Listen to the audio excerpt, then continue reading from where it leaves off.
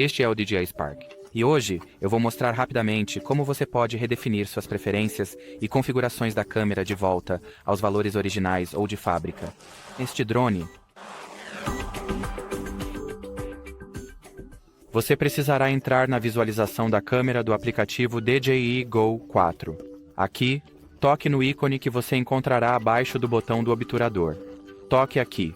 Se você estiver no modo vídeo, então selecione a seção da câmera de vídeo. Ou, se você estiver no modo foto, selecione o ícone ou seção de engrenagem. E, a partir daqui, basta tocar na opção Redefinir configurações da câmera. Então pressione OK para confirmar. Aguarde alguns milissegundos para que a câmera e a visualização da câmera sejam reiniciadas ou recarregadas. E bem, isso será tudo.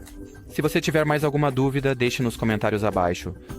Mas por agora, obrigado por assistir e tchau, tchau.